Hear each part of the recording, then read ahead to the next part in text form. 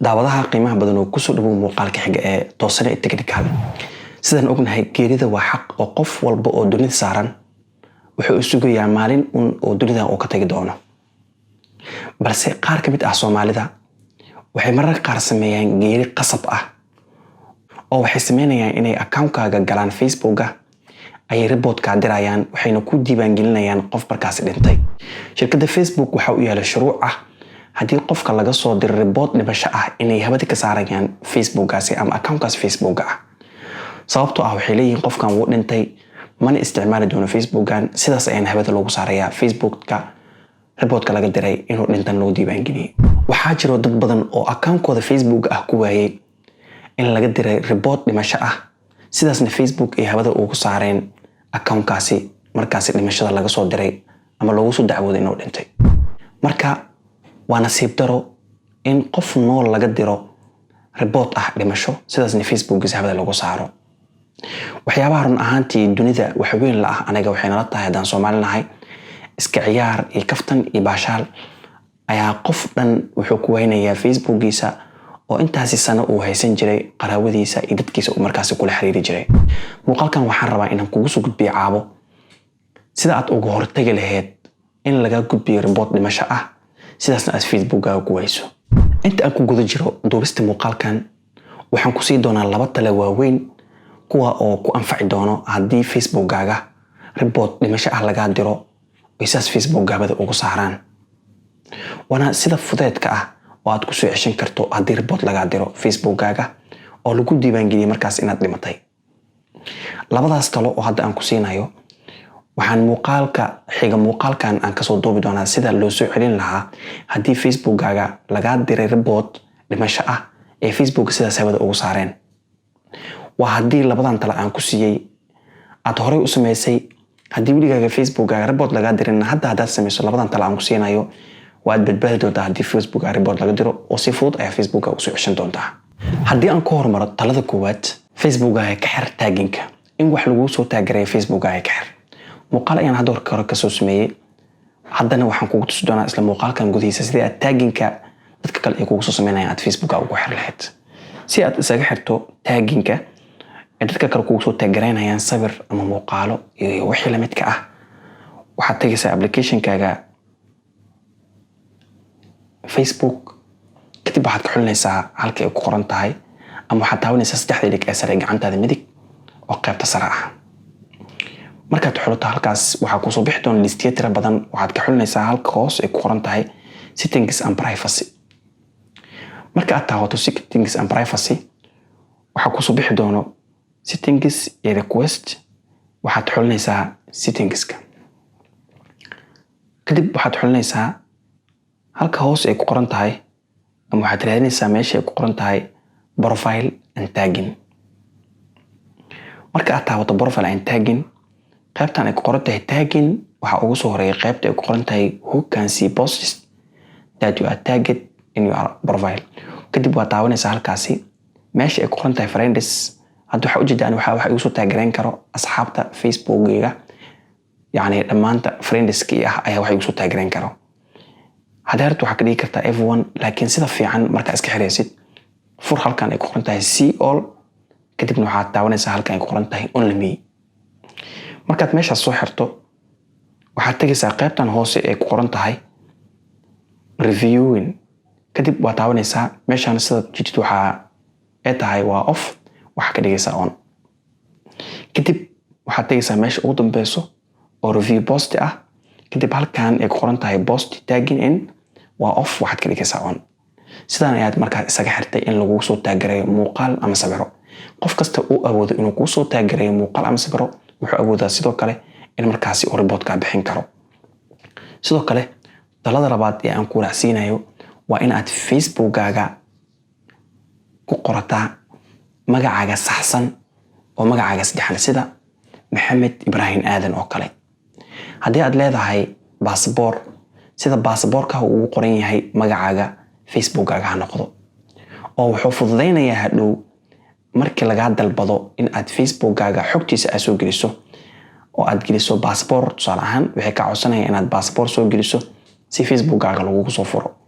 marka aad geliso baasaboor waxay fiirinayaan magaca saddexan ee baasaboorka ku qoran sidoo kale waxay fiirinayaan Facebook ka maqan magaca ku qoran haddii Facebook tusaale ahaan uu ku qoran yahay hebel boy oo kale ama rashka boy oo kale uu ku qoran yahay ama wiilka xaafadda ama boqor hebel camal waxaas uu ku qoran yahay baasaboorkan uu ku qoran yahay magaca saddexan Facebook ma ku soo celinaya sababtoo tahay labada magac ma iswaafaqsana si marka magacaaga iyo magaca baasaboorkaaga oo isku waafaqo Facebook waxa ka dhigata magaca saddexan waa taladeeda oo hadii u baahan tahay nickname ama naanays waxaa jira qayb hoos oo loogu talagalay naanays oo hadda aan ku tusi doono meesha isaga qoro laakiin Facebook magaca saddexan ku qoro hadii aad baasaboor haysanin waxaa laga yaabaa inaad haystid warqad dhalasho oo dawladda ay ku siiyeen ama waxaa laga yaabaa inaad haystid warqadda canshuurta aad ku bixiso magaca saddexan ku qoran ama waxaa laga yaabaa inaad haystid license ama waxaa laga yaabaa inaad haysato national ID oo dawladda ay ku siiyeen magaca saddexan ku qoran si sax ah ugu qoran Facebook ka dhiga si uu hadhow u fududaado in Facebook lagu soo celiyo haddii report laga diro ama wax kale haddii markaas Facebook ay ku dhaxan taas aydan waa iga talo oo naanaysta iyo magacaada hadhow ma iswaafaqayaan haddii aad haysanin marka wax ku saabsan dawladda information ku saabsan sida baasaboor waxa sideed haysanin ku qoro magaca ID-gaaga haddii aad jaamacad dhigato haddii aad iskuul dhigatana ku qoro magaca iskuulka kugu save garaysan qaabka uu ku qoran yahay lacala hadhow waxa laga yaabaa in aad report xaraynayso magacaaga marka meesha ayay markaa ka fiirinayaan ama haddii ay haystid bank statement inta lacag markaas la baxday waraaqada qaybta sare magacaaga saddexan ayaa markaa shirkadda ku qoran haddii ay haystid Mastercard ay ku siiyeen shirkadaha lacagta kala baxda Visa card magaca saddexan si uu qoran yahay oo qoro waa talo hadhow Facebook haduu celido markii aad xog dirto waxay ku leeyihiin wax cadeynaya keen haddii marka aad dirto baasaboor iyo waxaas oo kale magaca saddexan ay fiirinayaan Facebook wax ku qoran haddii iswaafaq waayeen kadib way ka gudbayaan si marka aysan kaga gudbin Facebook uu kugu soo laabto oo muhiimka ku ah waa inay iswaafaqaan magaca saddexan ee kugu qoran baasaboorkaaga ama meelaha kale hadda aan ku soo sheegay ee Facebook-gaaga si aad marka magacaaga u bedelato si aad magaca Facebook-gaaga magaca saddexan ugu qorto waxaad sameynaysaa waxaad tagaysaa saddexda ilig ee sare gacantaada midig kadib waxaad xulinaysaa halkii u qoran tahay settings and privacy waxaad ku xulinaysaa halkii u qoran tahay settings marka settings ka tagtay waxaad xulinaysaa halkan ay ku qoran tahay personal and contact information markaad xulato waxa ujeedaa halkan waxa ku qoran contact info qaybta sare waxa ku qoran name run ahaantii qaybta sare markaad tagtid أنا هذا واحد يقارن سمافل بداية هذا يعني إسكت بدلية صوت تاعي مجا يزدحن آدم وباعناه وحكست يقول يحكر بين آدم يعني كتب وحسبنا مجا عن قيبتان وكترها قيبت سرة وعن قرية مجا وعن هستمرك ورقة دلاشي سكنان مركز سي ورقة دي وقرنتها مركز وقرية وقرن قاب إنجليش أم محمد قيبت لحن وحيمانة وحن قرية مجا لحق إبراهيم أم قرية قاب كان وقرية مركز إبراهيم qaybta hoosena waa imaanaya qaybta naanaysta waan ka tirayaa marka waxaan ku qorayaa magaca ugu dambeeya oo surname-ka ah ama awoowaha ah waxaan qoran marka Adan oo capital letter ah dhamaan capital letter ay ahayn kuwan capital letter aan ka dhigo oo hadhow haddii la xal cilad imaato si fudud si ay markaa igu soo fasaxaan ayaan u sameynayaa sidaan Maxamed ayaan leeyahay hadda marka soo jeedid meeshan waxaan ku qoray qaybta sare magaca Maxamed qaybta dhaxan waxaan ku qoray Ibrahim qaybta hoose waxaan ku qoray Aadan waxaan sameeyay marka qaybtan hoose waxa ujeedaa waxa ku qoran other names oo hada u baahan tahay in lagu qoro naanays qaybta sare baa ku qoran qaybtan hoose naanaysta ku qoro meeshan taabo at ku qoran tahay nickname qaybta marka sare wuxuu ku leeyahay nickname type-kaaga maxaa waaye oo medium name marta alternative marta marka nickname caadi iska dooro kadib qaybtan imow oo what's your nickname ah am naanaysta maxay tahay waxaan ku qoraa marka aniga naanaysteeda bidaaya markaas ku qornaya kadib halkan waxa ujeedaa save iyo cancel ayaa qoran waxa taabanaysaa save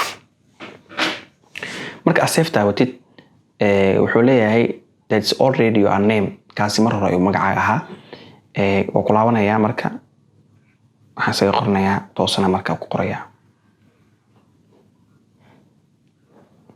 kadib hadda aad ayuu qaatay oo ujeedaa marka waxaan leeyahay intaas ay marka u baahnaa waa ka soo laabanaya marka waan fresh gareynaya haduu xaro marka magaciisa dhaxan inaan nista markaas inuu bedelo kadib meeshan waxaan leeyahay reviewing change bedel ayaan leeyahay. qaybtan marka wuxuu ka codsanaya inaad gelisid passwordka Facebookaaga si uu magacaaga u bedelo. wuxuu leeyahay hadda magacaaga qaybtan uu ahaa qaybta sare ayaa markaas laga dhigayaa oo Maxamed Ibrahim Aadan ah. waxaan gelinayaa marka qaybtan Facebookaaga passwordkiisa. hadda waxa ujeeda marka magacayga wuu bedelmay qaybta sare Maxamed Ibrahim Aadan. haddii waxa ku qornaa Samafal Abida. taasi waa iga tala marka bedel magacaaga Facebooka magacaaga saddexan sida baasaboorkaaga ama warqadda marka ay haysto in lagu bedel arajinaysid ka dhigo oo ku qoro. intaas kadib marka waxaan rabaa inaan ku tuso sidaad isaga xiri lahayd ama sidaad ugu hortagi lahayd in Facebookaaga laga diro report dhimasho ah. waxaad imaanaysaa qaybta sare ee Facebook saddexda ilig ee sare. kadib waxaad tagaysaa qaybtan ku qoran tahay settings and privacy. kadib waxaad tagaysaa settings.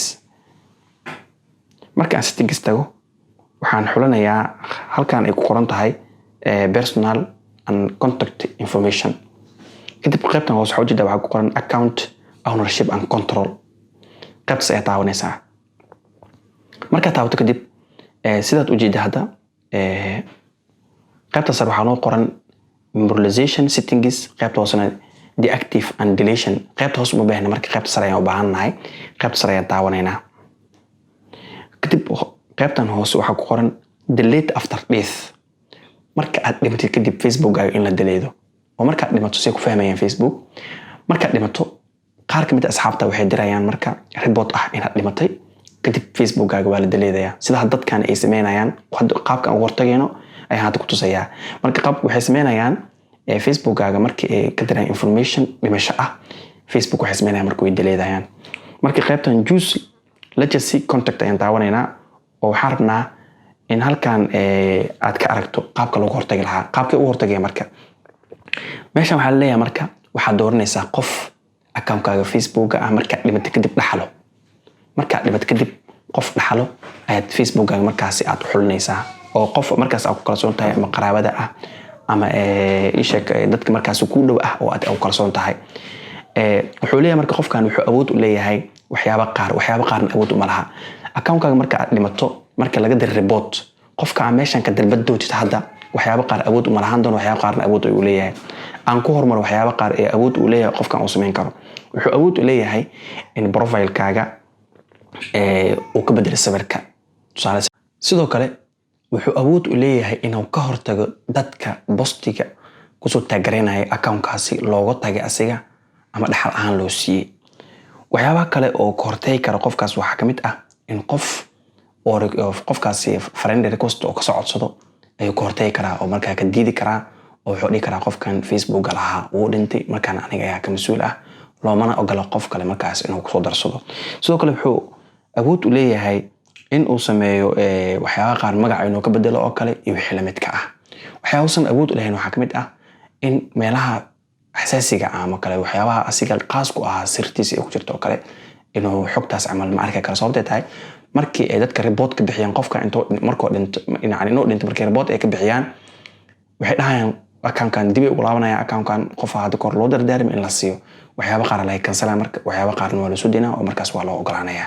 kadib waxaad taabanaysaa halkan ay qoran tahay next si aad qofkaas u codsato. qaybta sare waxa ujeeda waxa ku qoran choose friend. qofka aragti dooro oo marka aad dhimato kadib Facebookaaga maamuli lahaa. tusaale oo kale aan hadda waxaan dooranayaa Ridwaan Abdi Amar ayaan dooranayaa oo qofkan ayaan rabaa marka dhinto kadib inuu Facebookaaga markaas maamulo ama waxyaabaha hadda ay idin sheegay ka qabto ayaan u baahanahay qofkan waa badii aan ka hormaro.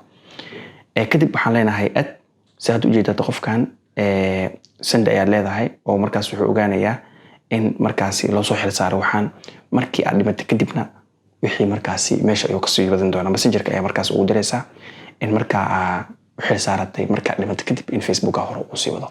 qaabtan waa qaabkii lagu hortagi lahaa in markaas laga gudbiyo report dhimasho ah. muuqaalka xiga insha Allah waxaan ka dhigi doonaa maadaama muuqaalkan uu dheeraado waxaan ka dhigi doonaa muuqaalka xigay haddii qof uu jiro report laga gudbiyay oo dhimasho ah si uu soo naqsan lahaa Facebookiisa. shardi laakiin waa in magaciisa saddexan uu Facebook u yahay iyo haddii dhalashadaadana Facebooka waa inay ku saxsanaataa oo dhalashada baasaboorka iyo meelaha kugu qorqoran waa inay dhalashadaada iyo magacaaga markaas ay isla hadaan. dambeyn maxaad ka faa'iiday muuqaalkan qaybta commentiga ah ama qaybta faalada ah noogu dhaaf marka wixii aad ka faa'iiday wixii ra'yi ahna qaybta commentiga noogu soo qor inta أكون من مقالك حقو وحين كي تجلس نبتقليو. والسلام عليكم ورحمة الله تعالى وبركاته.